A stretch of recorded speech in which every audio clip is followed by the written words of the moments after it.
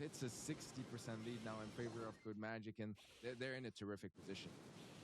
Yeah, unfortunately, Colt, they're just in range of Twisty Twix Amber, able to take care of that. And with 10 seconds to go, I think it's unlikely that Master Clappers are going to be able to deal with Code Magic that fast.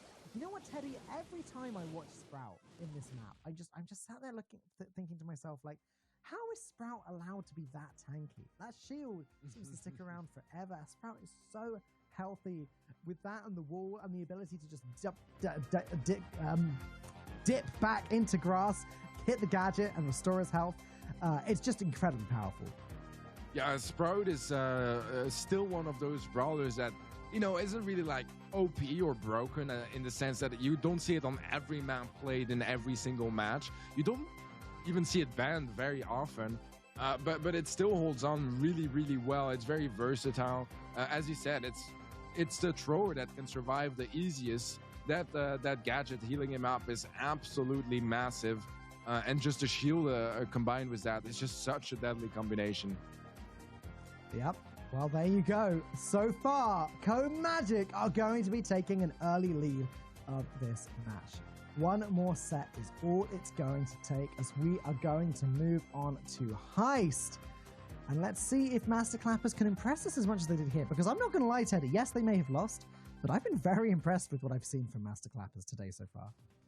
Yeah, I think that first game especially, they played that out very, very well. I feel like game 2 and game 3 is where it started to kind of get a bit more shaky.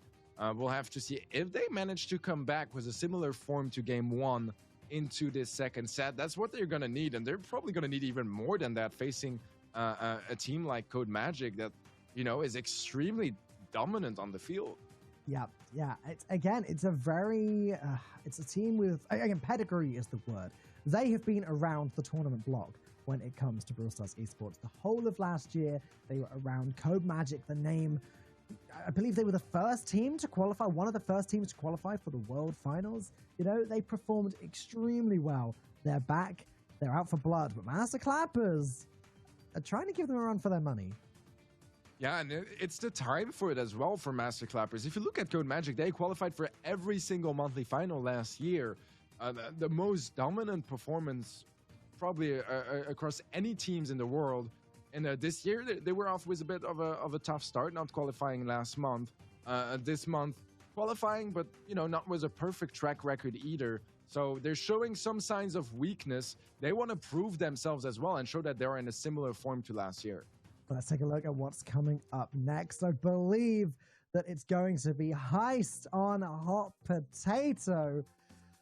Teddy, this could be a very short set of games. Heist has the potential to end very, very quickly. It's something we've experienced a lot over the last few months.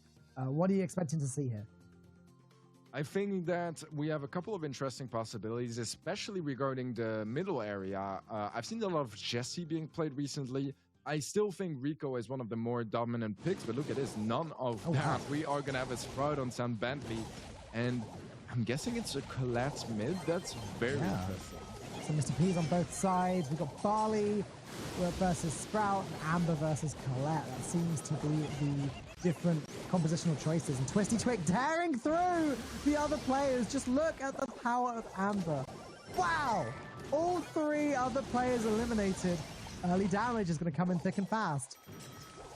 Yeah, that's a good start from Master Clappers. It's only a 7% lead, so it's not a big difference, but it's setting the tone for this game.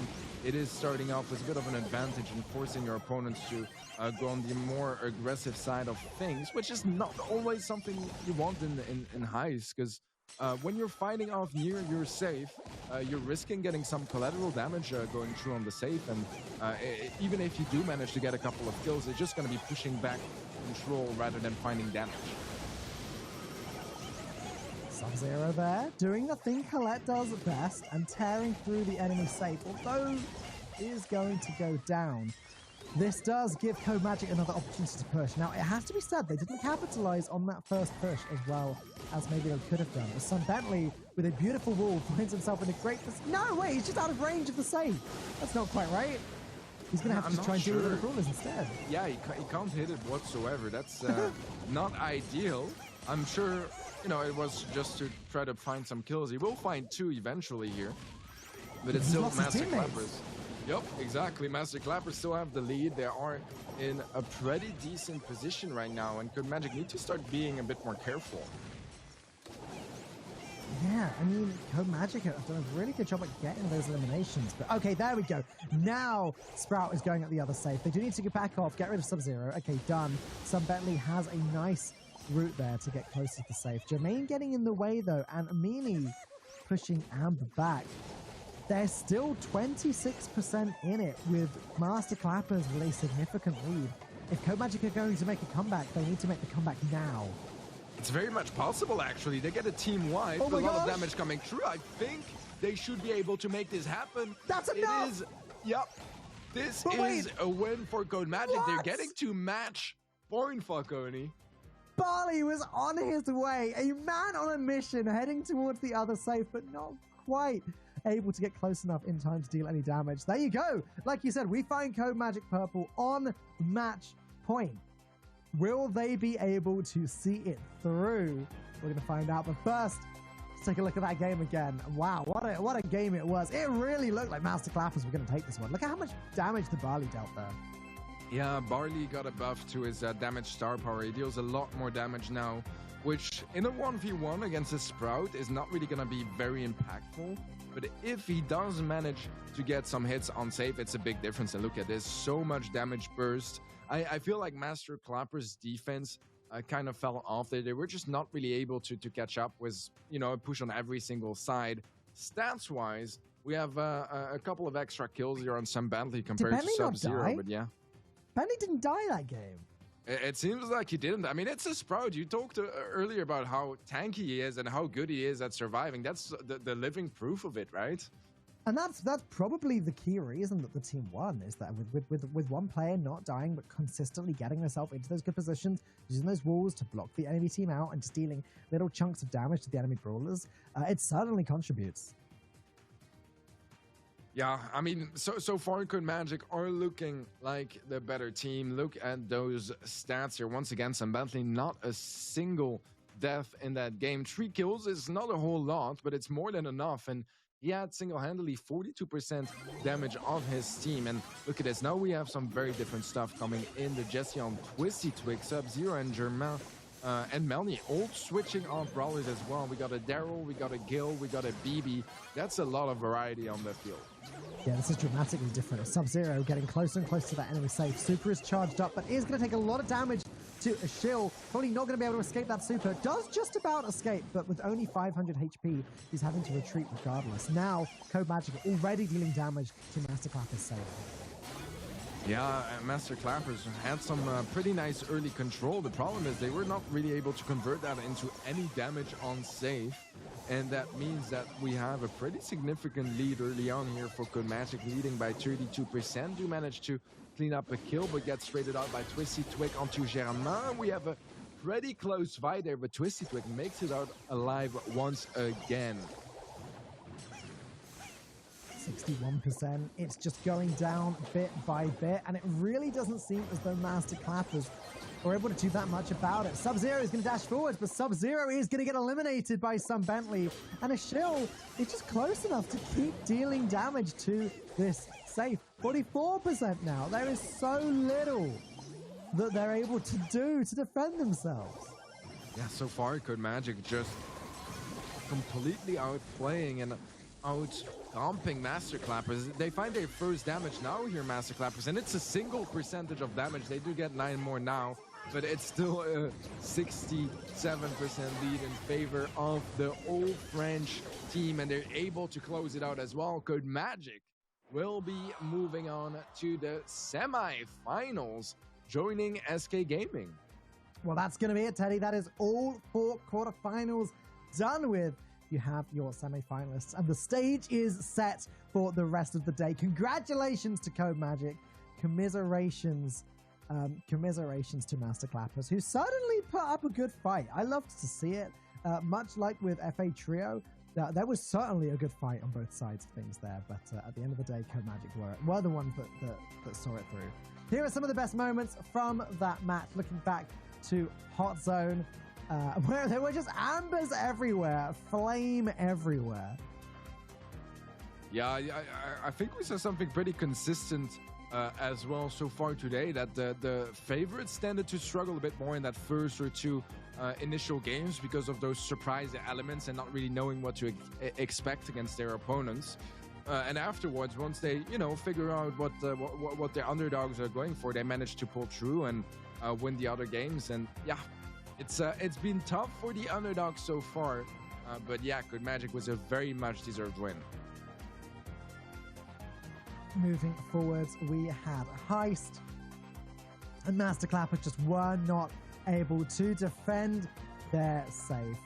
The last game where Master Clappers went with the aggressive strategy, went with the BB, went with the Daryl, it just wasn't enough. They couldn't get near the enemy safe because Code Magic were just doing a fantastic job at defending themselves. And there you go. And look at the post-match stats here. Look at average kills when you compare Sub-Zero to Sun Bentley. 0.8 versus 3.4. Honestly, Sun Bentley really tore things apart that game. 31k damage to the enemy safe. That's a lot of damage. Yeah, it's just, uncomparable. So much more brought up from Sun Bentley. Well, Ark is coming on soon. You're Teddy, the other guy's Ark. You're stepping out. He's stepping in. We are going to give these teams a breather and get set up for the semifinals. We are looking ahead at a team that we're going to be seeing later today in the North America and LATAM North monthly finals. We're going to take a look at none other than Tribe Gaming. They were world finalists last year and were able to win the monthly finals last month in March. Let's take a moment to learn just a little bit more about them.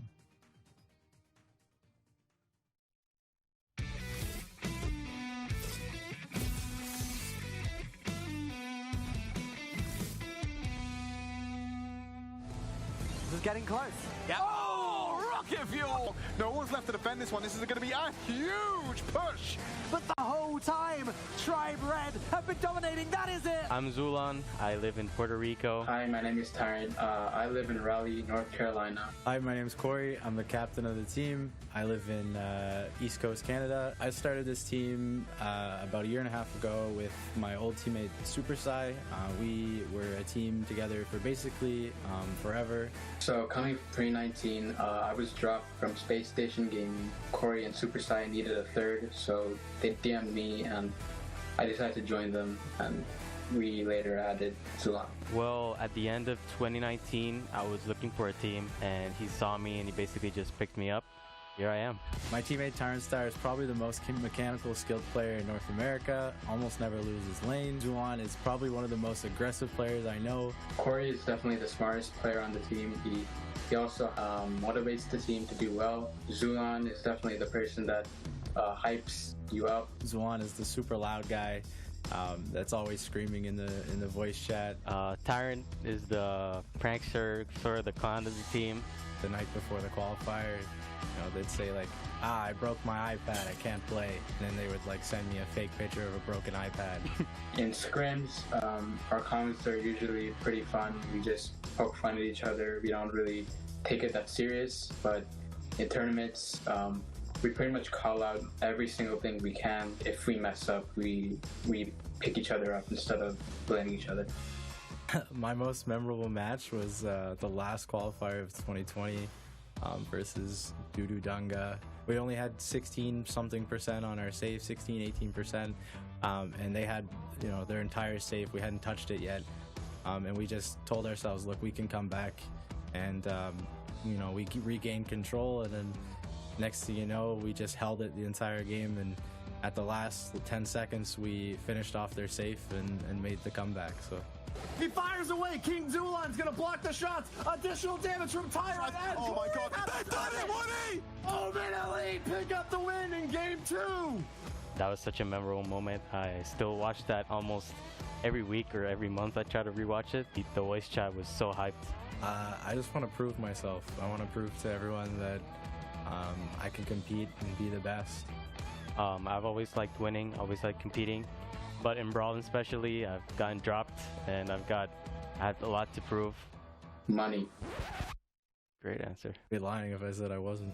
I'm still gonna keep proving myself. I'm not gonna lower my intensity. And yeah, I just want to win. I like winning. Thanks to all our fans for supporting us in the chats, in Twitter, on YouTube. You know, it keeps us going. And we're gonna keep working hard to make you proud. And yeah, we're gonna win it all this year. Our fans are honestly amazing, and it feels so good to have a fan base behind you, cheering you on every single game. We're just going to keep playing as hard as we can, and we're not going to go down without a fight. So hopefully everyone's ready.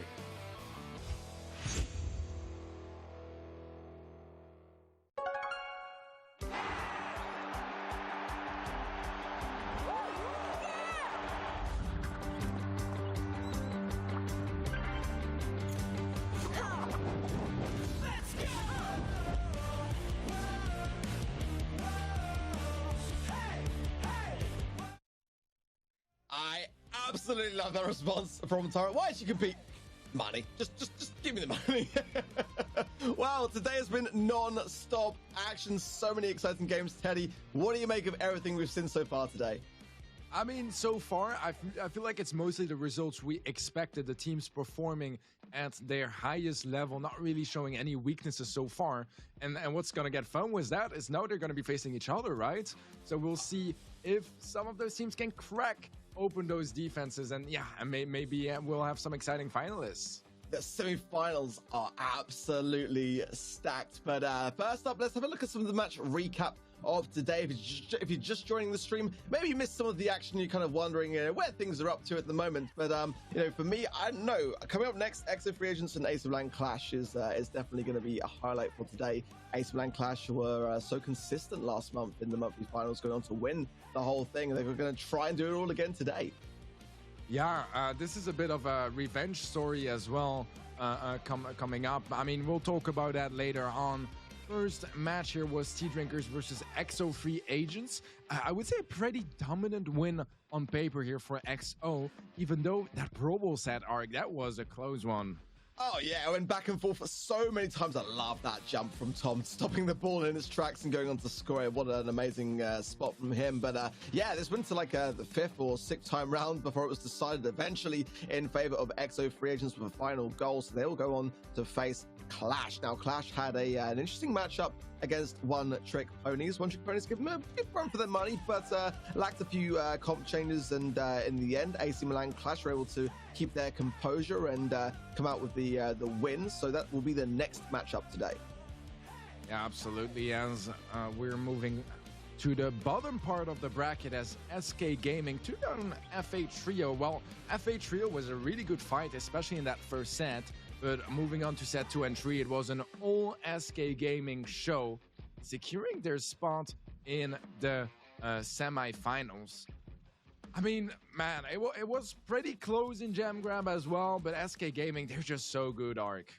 Yeah, very, very touch and go, I've got to say, having watched that from the sidelines. And yeah, but next up, EXO Free Agents versus AC Milan Clash. Now, if we go back to last month, we witnessed these two teams, and it was actually a sweep in favor of Clash. So definitely a grudge match on the cards here. EXO Free Agents have got the momentum, having beaten Tea Drinkers, who are the number 1 team to beat today. They didn't take a single loss in qualifiers, so they have got absolute heat behind them today. Yeah, EXO is one of the teams that kind of surprised me last year as well. Obviously, 3 big names, Curse, YDE, Yashi.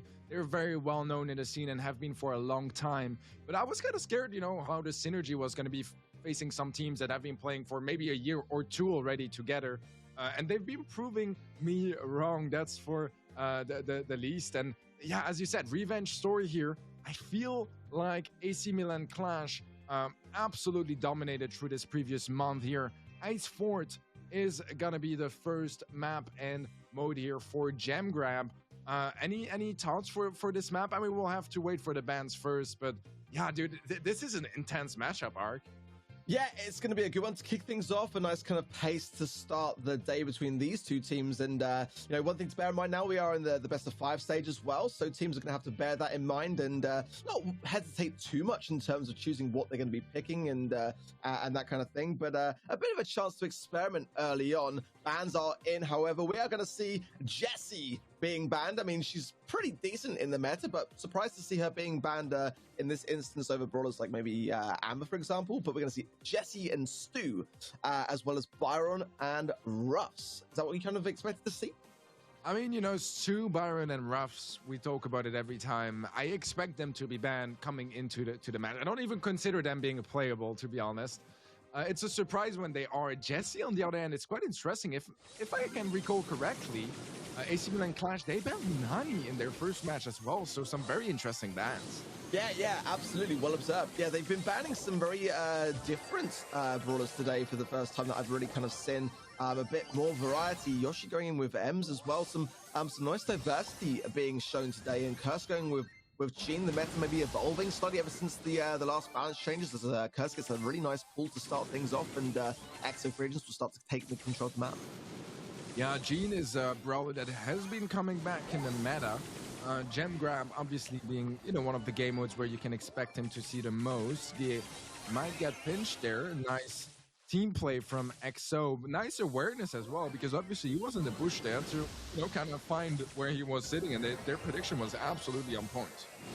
Yeah, missed pull from Cursor. Those have to cycle back to that super to keep the pressure on, as you know, Jean is one of those brawlers that sometimes just having that super can put on a ton of pressure and make your opponents much more careful of their positions and much more aware of it. Cursor will actually go down, but did get super. A bit of a death there, I think, but a nice one that he did kind of calculatedly so to come back into the mix with a lot more aggression than before. Yeah, Guy sneaking up on that right-hand side, manages to get some nice stacks down on Kurt, slowing things down a little bit. The kill coming true here. YD is sitting on those 5 gems. He definitely does not want to give them to AQM. The pull from Curse is on point. That's going to be the kill on Guy. And things are opening up bit by bit, but it's still a very close game.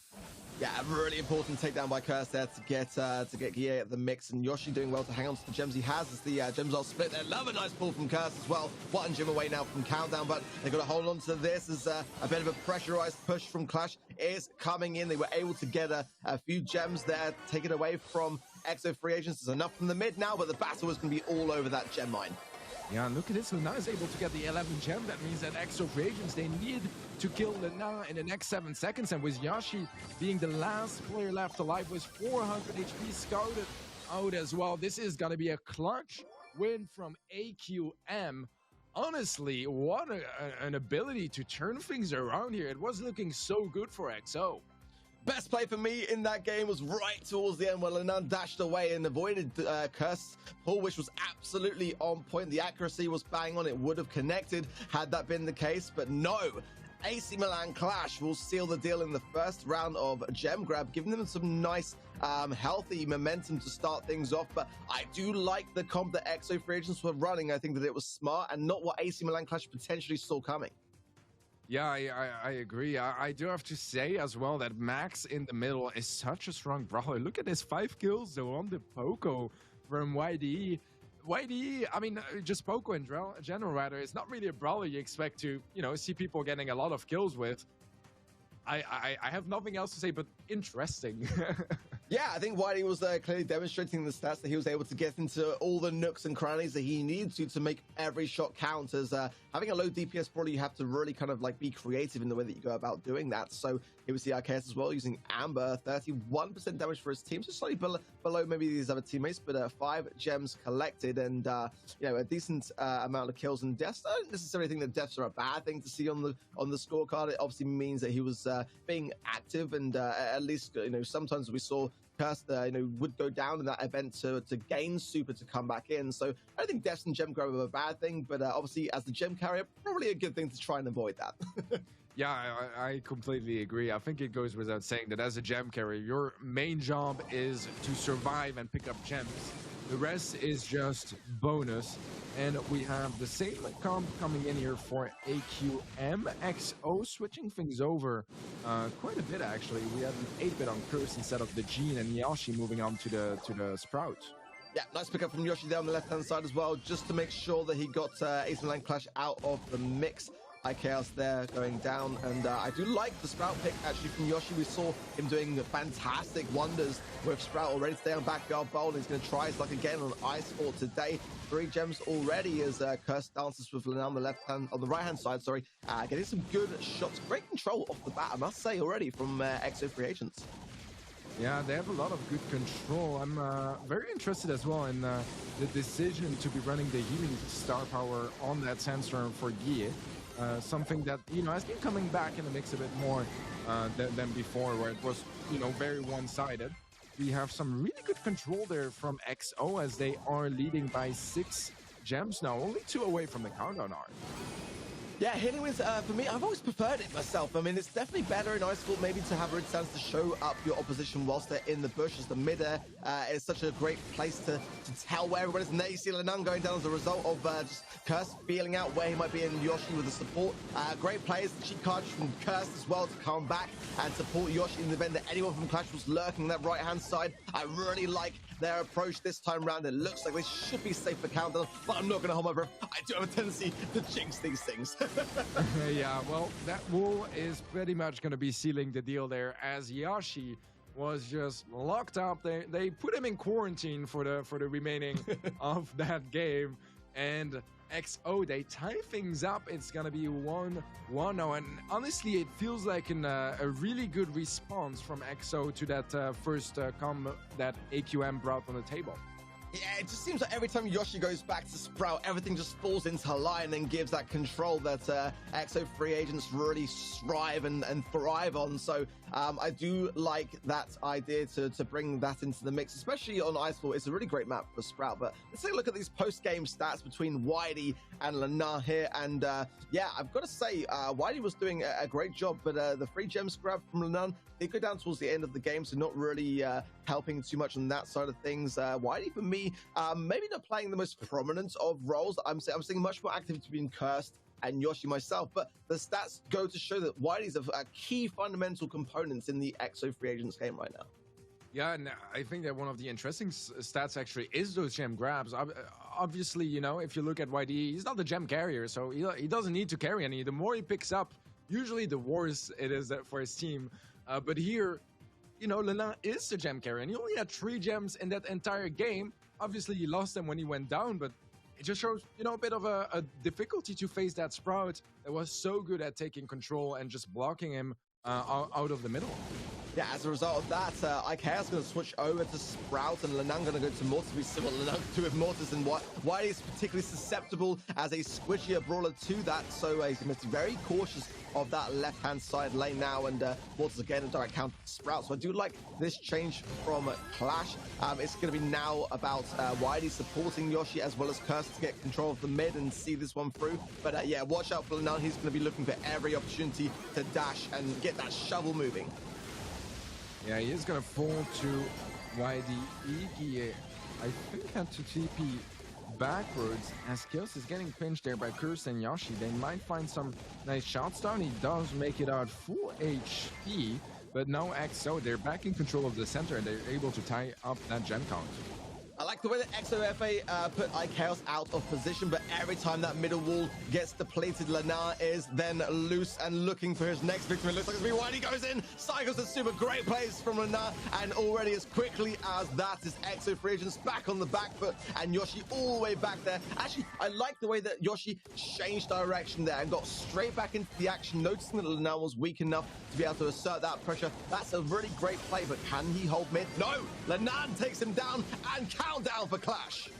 Yeah, this is a really good position for Clash. Although YD is creeping his way up on that left side, he does get absolutely beamed down by Gia. That damage booster put at Workers falls to IKaos. This is looking like set for Clash as they take gem grab home. Oh my, what a good performance from Clash here. I feel like XO were doing very well, which makes it even more impressive that Clash, you know, kind of made it look easy towards the end of that game. It was really, really smart to go to Mortis, and you know, something which I think it's fair to say that EXO free agents are well aware of, as we all are. That's definitely a wild card that Clash like to bring out in the occasions of pressure. But, you know, I did like the way that Yoshi went back into the mid at the time. It was a good place to try to get control, but maybe just being overly aggressive and putting himself into a little bit of a perilous position there. Giving those gems to Clash, I feel is definitely going to be things that XOF are going to have to be very cautious going in to the next rounds to not make those tiny mistakes which have a knock-on effect for the rest of the game. Yeah, I completely agree. I feel like overall, EXO was really not far behind. There's a wall I want to point out. I think it's coming really soon here. Chaos placing a wall down. You'll see. Instead of, you know what? Yeah, this wall that you see right now. Instead of just blocking the middle, it's also blocking access to that left lane. So just getting that extra value, that's just, you know, something you see he is prepared for. And, you know, under stress and in general, when you're placing those walls very quickly. You can see how well they are placed exactly where he wants them. Yeah, but it also blocks Yoshi into the mid and took a lot of damage and dropped the gems at the same time. 4 deaths from Curse as well, and Gie being much more consistent, surviving in that respect, and 2 kills on top just for good measure as well. So, you know, definitely seems to me that in general, Clash are doing a good job of controlling lane and just kind of making those moments count. You know, but as we go on, there's still every chance for EXO free agents to come back here. We're just going to have to be thinking things a little bit more through, and you know, I think that where Clash can falter is when they get faced with a really strong counter comp, and they do have a few tendencies in the EMEA region that we don't necessarily see elsewhere. A few brawlers which they tend to favor over most. So if free agents can make that read, that could be a good thing for them. Yeah, I completely agree. I think that Clash are becoming a bit more predictable, especially with that Mortis element that, you know, can't quite surprise as much as it used to. You've got to be very cautious though at the same time to kind of preempt that on the way, and that can be a bit of a risk in itself. But look at Lana here, 27% damage, but you know, Max in that particular game was a bit of a struggle for him, but got some decent gems in the end. More kills and deaths always a good thing, especially with Max. But I think the general approach of Clash is kind of interesting. They like a lot of Max picks, they like a lot of Mortis picks. Anything that's got a lot of speed and the ability to kind of really ruffle the feathers, I think is fair to say. So potentially, you know, EXO free agents could go with something a bit more tanky in some of the games to come, but certainly not in Shooting Star. I think this is pretty much for me what I would expect to see. I think Curses needs to be very cautious of iChaos running the Piper, but Nanny for both sides as well. Look out for that return to sender gadgets, as any time you see the Nanny with a little protective bubble, that's a sign that any attempt on the Nanny will be returned, damage will be returned straight back to the person who dealt it. Exactly. That might give a slight advantage to EXO in the sense that, you know, they don't have that situation where Piper shoots on a Nani and takes back like 1,500 damage. But even then, I feel like that matchup on the left side is a pretty interesting one. I mean, the first time it was won actually by Gie to just hop in and finish off Curse. It is a matchup that will change over time as Curse get his super now, and that's going to be helping out a lot to get some better position and some better shots down. Yeah, if Curse plays his cards right here, you get a nice gadget as well to continue the pressure, but I do feel like iChaos took care of that lane pretty well. Having some porters to help will allow Curse to push up on the left-hand side, but also those shots do pack a punch, and there it is from iChaos, a nice gadget there from the homemade recipe, just to lock on, break into the wall as well to expose the spawners. I've got to say, at the moment for me, Clash are doing a great job of returning all the tricks of the trade back, straight back to EXO free agents. Yeah, great stuff from Clash so far. The weakness has been on that Mr. P pick. It has been where they consistently have been finding those openings, but this time it's YD to fall to iChaos.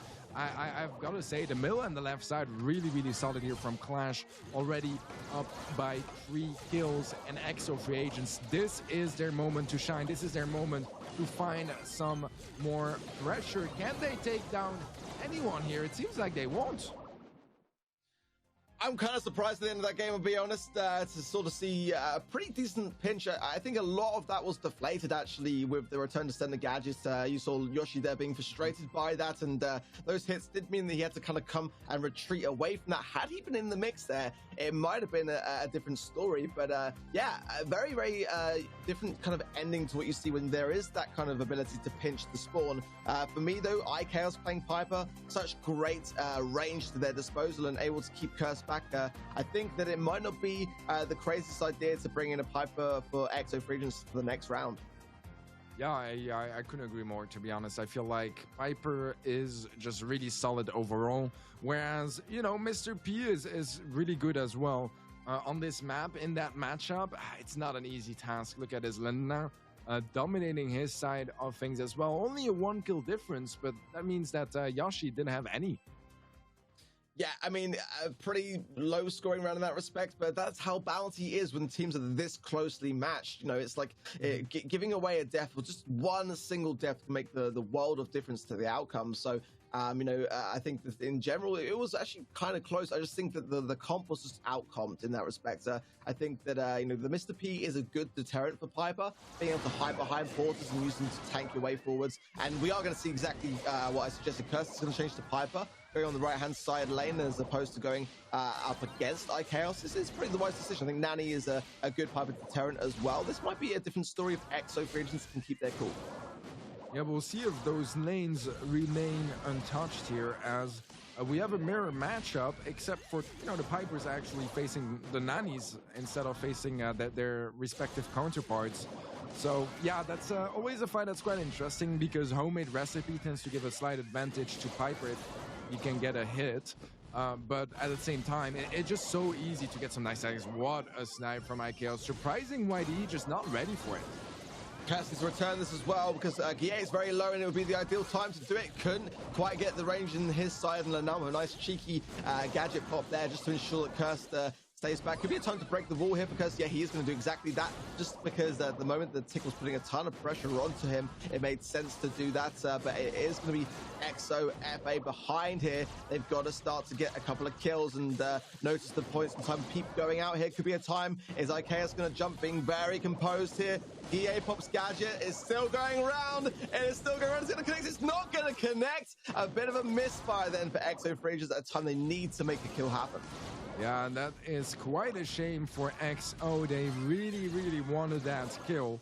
Even if it's just bringing up 2 stars, it would already, you know, close up the gap a bit more. Now we are in our final last 20 seconds of this game. Nice peep from Lunatics on Curse Whitey taking a hit as well. iChaos taking a whole lot of damage. Yoshi takes him down, but it's still the 2-star lead for AC Milan Clash. And I don't see how XO can turn things around. First, can he find any kills? It's not gonna be happening here, as Clash widen up that lead here. It's 2-0 in sets arc. And, you know, we're in a best of 5 now, so it's still not quite over, but things are looking quite dangerous for XO. It's feeling a little bit deja vu for me from last month, as we did see that Clash did get the sweep upon XO Free Agents, but that's exactly why XO Free Agents need to find it within themselves now to fight. They do not want to have that same story and have it be a theme running throughout this year. They want to show that they are resilient to this and can adapt accordingly. But yeah, absolutely, the time is ticking down. Only 1 set away are Clash then from being in the grand finals, and you know, that again is a deja vu repeating itself, as they did win the last monthly finals. So you know, there's definitely got to be you know, a time now for XO Free Agents to dig deep. Yeah, I feel like it's getting more and more dangerous for XO. They were disappointed last time not making it all the way to the grand finals, and so far it's looking like a bit of a repeat coming into those April finals. iChaos with just, you know, I want to say a couple more kills, but just with kills, right? First, not able to find any that game, and that's something we saw here in this bounty set, where XO were kind of struggling to find anything. Clash is just such a cautious team, a very calculated, very methodical team that just know their ranges inside out. They know where they're in danger and how to kind of decrease or increase the gap accordingly. iChaos there, 4 stars again, so getting those all-important stars for his team to get the lead here as well. And a good, well, you know, 4 times as many kills than deaths, and that's kind of exactly what Bounty is about. I kind of always say that the scoreboard in Bounty tends to reflect the outcome far better than other game modes, because you've got to stay alive and you've got to get some kills for your team. Yeah, exactly. It's one of the few game modes, and perhaps actually the only game modes where the kills directly impact the score, right? Parallel Plays is going to be up next here. That's going to be for Hot Zone. As you can see, pretty wide map here with the zones really far from each other. Obviously, one of them favoring each team as they are a bit closer to spawn. So you tend to see, a bit of a defense on one side. Usually it's one brawler on defense, one around the middle that focuses a bit more on helping that defense, and then one that goes on the aggressive to try to seal away a couple of percentages on the enemy territory. Yeah, this for me could be where the Jesse ban comes into play quite greatly, because for me, Parallel Plays is a great opportunity to use Jesse as a great defender of your hot zone, as well as a great aggressor on the other side of the field. So that does make a little bit more sense to me. Byron here is a great example of a brawler which is really good. Also, I would expect to see Mr. P making an appearance. We are going to see it from both wide, just on the side of EXO free agents then for Mr. P, but Yoshi with Gale I think is going to be very important, especially with this Poco BB push here. Very, very tanky for Clash, going in very aggressively from the outset. Yeah, this is going to be packing some percentages for both teams on that enemy side. That's where teams tend to struggle early on.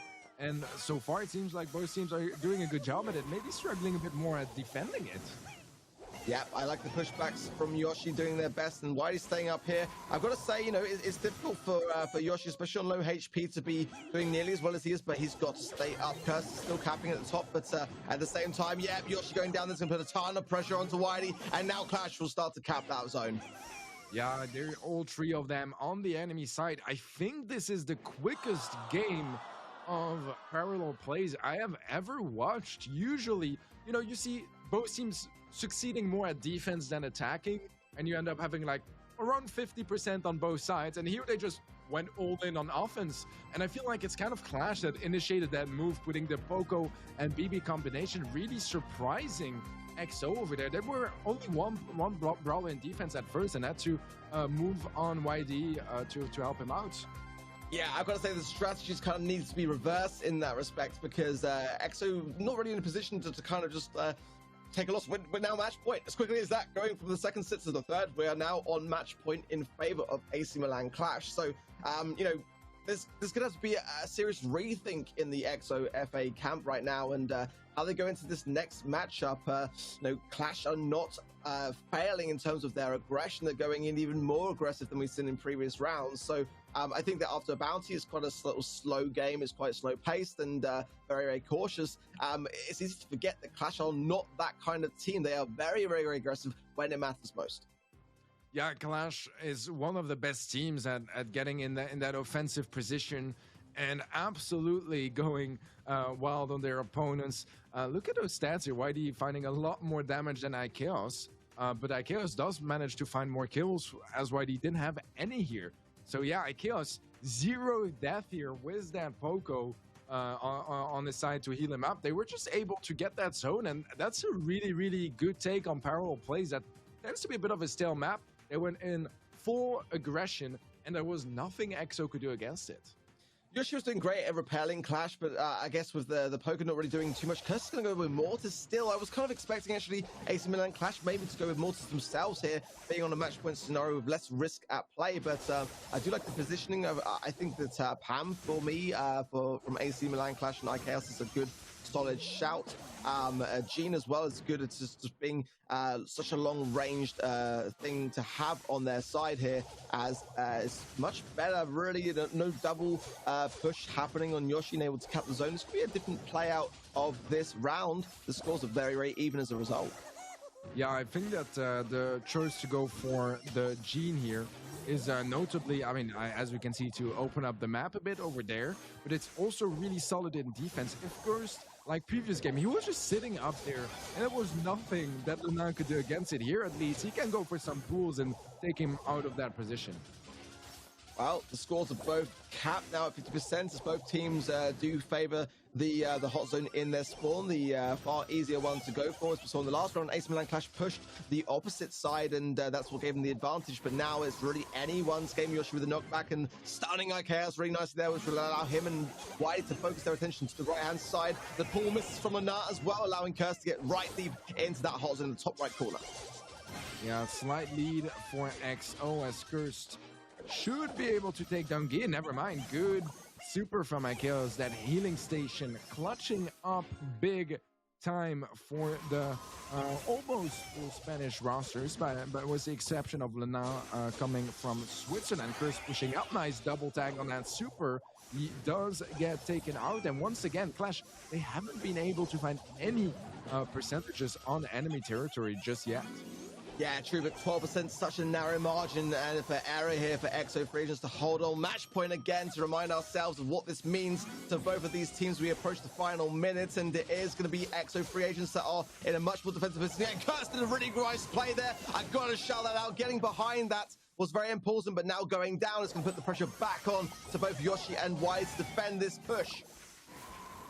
Kirst is sneaking his way back up, and with everyone focused on the bottom side of the map, I'm not even really sure what they can do here, Clash. XO, they are just capturing that top part, and while they're doing that, I mean, it's just such a tough decision, rather, for XO, for Clash. Do they go and defend? Do they go and attack? They have to defend. How much can they commit resources to each side? It's so hard to say, and this is gonna be a win for EXO Free Agents, able to stay a bit longer in this match. They needed this game, and they get it, Ark. They're back on the scoreboard. Do you think they can make it all the way to a next set?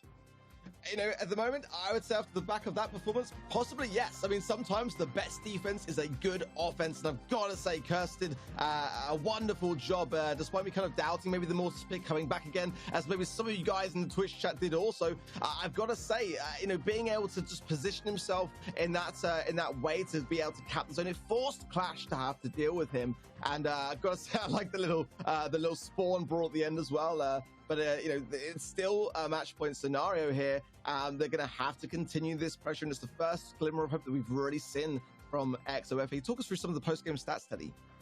Yeah, as you can see, a bit more DPS, but a lot more kills here, favoring YDE. He was on the defensive side of things, where IKEOS kept pushing forward. And yeah, YDE just being really impactful over there, really consistent as well, not really going down, not really giving any space for Clash to work with. Well, I mean, at this point, you know, is it time for Lenan to bring out the Mortis pick here? We see what Curse was doing with that particular brawler, 26% damage, but not too surprising for me in that respect, because Mortis can do so much just purely positioning alone. I mean, look at the total of kills versus deaths, only the 1 kill. 7 deaths, but you know, that's the thing. You know, you're able to cause such a ruckus with Mortis, and you know, just being able to get yourself quickly towards the zone, dash your way around the map, but it can make a big turn in the outcome. So I just kind of wonder, you know, we haven't seen much from that side of things from Lenan maybe yet in Hot Zone. Maybe it's now time for Clash to do the same. Yeah, I mean, I always think it's a bit weird when you see more Mortis on the enemy team than on Clash when you have Lena in that roster. But look at this, Lena bringing in the golden Mortis, and he's going to be looking for some nice value on that left-hand side. So far, both teams just sticking to their zones, with YD on the a bit more aggressive side to attack IKEOS. Yeah, you get the gadget food, but taken down so quickly. Very important to do so, because Lenan was probably waiting on that moment to see whether he could open up an opportunity for him to strike here. Much better, I would say, from the most part. EXO Free Agents learning from their past mistakes and taking this first part of the game slower, much slower paces. They'll get to 50% cap on both sides. If Curse can get super here, but credit to AC Milan Clash for not feeding him too much, because that will allow Curse to break up some of the map open here. But look at this, much better from EXO Free Agents. A nice, good, valued gadget used there from Wiley to get everyone into the mix as they start to cap that top right-hand zone. Yeah, Lena is going in, though. Does fall eventually to Yoshi. How is this defense going so roughly onto Clash? And now does jump, and he finds 1 kill. That's the second one taken out by IKEOS, only leaving Cursed left alive. He's not really able to go anywhere, but every single percentage he manages to capture is big. Lenando, with his super available, can be quite a threat here. He's gonna use it already, finding some pretty nice value, but that healing station is just too impactful for YDE. Mother Squeeze Star Power does all the work, and Wade is there to pick up the scraps. Gotta say, I do like that approach. It's going to really struggle for Lenan to be able to cap that zone as a result. It's kind of the strategy we saw Cursed adopting in the last game, but with that tick over time of damage, he's really going to struggle to do that. And it's just another example of how EXO free agents are really able to exert the pressure back onto AC Milan Clash at the time when they need to the most. They've got to stay in the competition. They are up against match point. They want to stay in and give themselves a better run of their money than they had last month. Exactly, as Clash was a decent defense, and now with a kill, nope, he is gonna get out of there. And look at this, he's capturing, but AC Milan Clash, they need to find some kills quickly on that top right zone. And now comes back to the fight. He's going in, trying his best to find some value. Nice super, but it's not gonna be enough here. XO, they come back into this game with a set on the board. It's 2-1 still in favor of AQM, but we're seeing more and more hope here for XO. Yeah, don't go and plug the kettle on just yet. You've got plenty of matches to come still. And, I mean, got to hand it to EXO free agents in that round because, you know, especially after, the first game taking so few seconds, one of the fastest matches for sure, at least today in that respect, they had to really rethink, and they did exactly that. Played Clash at their own games, took the pace much lower, and, yeah, credit to them. Yeah, we had an overall great performance from EXO in this set. Even though Clash did manage to pick up a win, it was quite close. And EXO, I feel like after game 2, they were just really back into the action here, really back into this match. And if we can see some more of that coming into set 4 and 5, they might actually pull through with a reverse sweep. I mean, this is a really accomplished team of people that have been in this position time and time again. Yoshi, maybe for the first time this month, really getting his competitive boots on. But, you know, Whitey and Cursed are definitely two players that have been here time and time again. And Yoshi, with his skill, joining that as a really aggressive force here. You know, they've got a good chance of just getting through this moment here. A bit of a rough middle of the matchup. If they can finish strong, every possibility that they could cause a big upset today. But despite, look at all that DPS in favor of Gie, you know, Yoshi having half of that with 5 more kills. So it is a good demonstration there of how XOFA is able to seize more opportunities in that respect. Yeah, exactly. Getting some damage is nice, but if you can actually step up and pick up those skills, especially when it comes to defense here, I mean, it's a big impact. We are going to be switching over game modes here as we move on to our 4th set. This is going to be played on Kaboom Canyon for Heist. Any meta picks you're expecting to see, Ark? I gotta say, straight out the gates, expect a Crow. I mean, Crow right now is a fundamental component to the Kaboom Canyon meta now, and you know, I think gone are the days now when everyone's like, what's Crow doing in Heist? But now it's pretty standard, so I would say that's a pretty solid shout for me. Looking and reminding ourselves of the bands Jesse, Stu, Byron, and Ruff. So Amber still on the cards here as a brawler which can take both out the bush and you know, expose people for that middle part of the map. Can do a great deal of work. 8-bit, not too bad either. We've seen a bit of Pam today. Wouldn't be surprised to see some of her. All right, well, you were pretty correct here all around. Obviously, Lenan the Colette here might be quite problematic, but look at this. Whitey was a very advanced position. He could find quite a bit of damage there. Gia needs to get up close. That's a fight that Whitey is able to win damage-wise. He is going to go down, but that's at least going to give the lead early on to EXO. Yeah, great teamwork early on from Clash. I like the way the Gie just kind of left that for iChaos to pick up the scraps for, allowing him to heal in the process and, you know, not waste any value from his super, which is all still going to allow a nice covering there for Gie to come in unannounced. I like the things that we're seeing from Clash right now, and the scoreboard is slowing down as is Cursed with the gadget pop there and allowing Yoshi to come and get some great value there.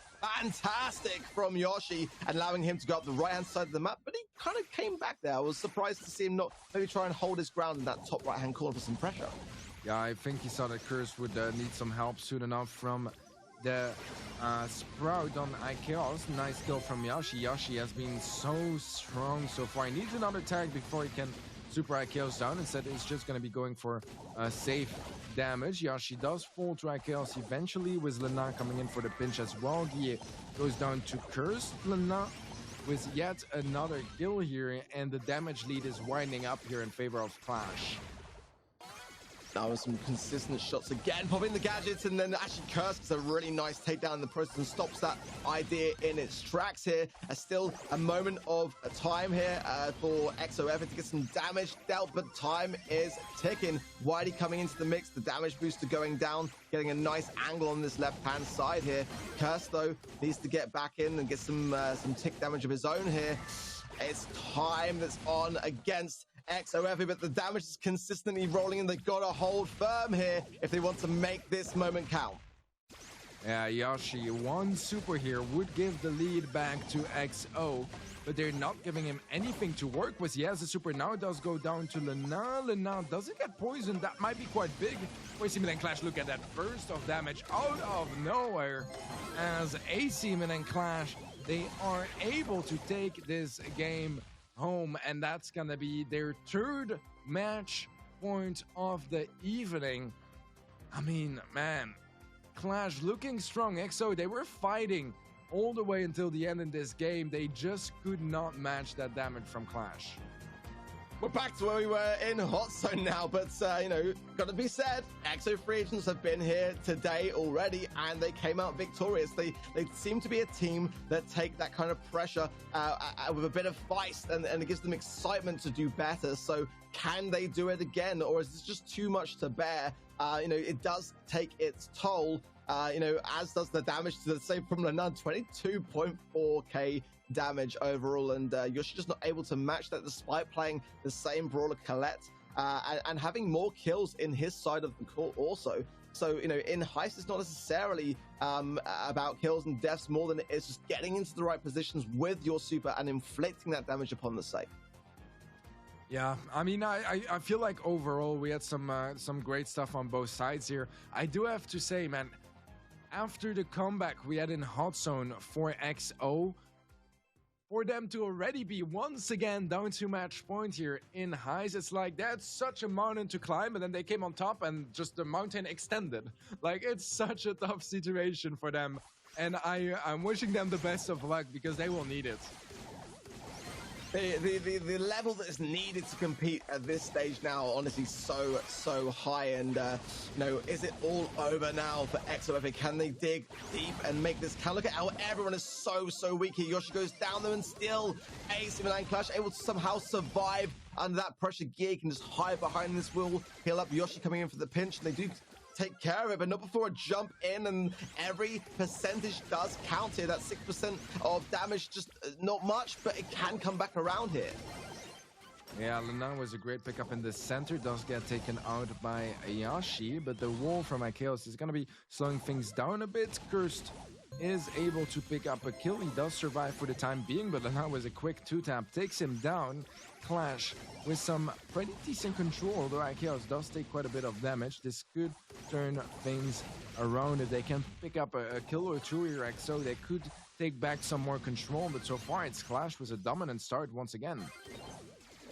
Well, still a bit of time, but not much. I like the aggression that we're starting to see from XOFA, and the nice pickup from the mid. Wide with a great chance now to exert some damage. And look at the way that he calculated that range there so beautifully. And they will equalize this one out, but they've got to hold this control and keep the pressure on. And already Whitey goes down the left-hand side very quickly on. Clash just turning things back around into their favor very quickly. Yeah, it is all tied up. Yashi with a super will give the advantage to XO for pretty much the first time in this set so far. Curse was a nice jump, and that's going to be an easy kill on Ikeos. Also, just, you know, stopping that wall from finding any value and slowing things down furthermore. The Nun is susceptible to being shot, juking beautifully, and even able to heal and super in. That damage could turn back around here as Whitey and Curse approach the left-hand side, and it's a good time to get the damage they need to make that count, as Clash will have surely a counter push to save for themselves Curse going in, and if he gets this takedown, it should be absolutely huge, but no! Lenan shuts it down, but I think it could be enough as long as both Gia and IKS can't get this damage, and Whitey going in with Sheik Cartridge is bringing back Clash here. This is a great opportunity for XOFA to hang on here. Oh my, it was close all the way until the end here, but EXO back in this set. Once again, it's 1-1. Are they gonna reverse sweep 2 sets in a row to push things to set number 5? That would be one of the most insane comebacks in competitive Brawl Stars history. They're not there quite yet though. They do need to win this next game because AC Milan Clash, this is their 4th match point. They've been getting those match points consistently in this matchup so far, but they weren't really able to close this match out. Gotta say, I love the resilience. I really do, and you know, it couldn't come at a better time. Here we see again the damage to the safe comparison between Gia and Curse. You know, Gia able to get a ton more damage than Curse, but it doesn't really matter at the end of the day. The scoreboard remains the same, and you know, unless Clash can start to really kind of give XOFA that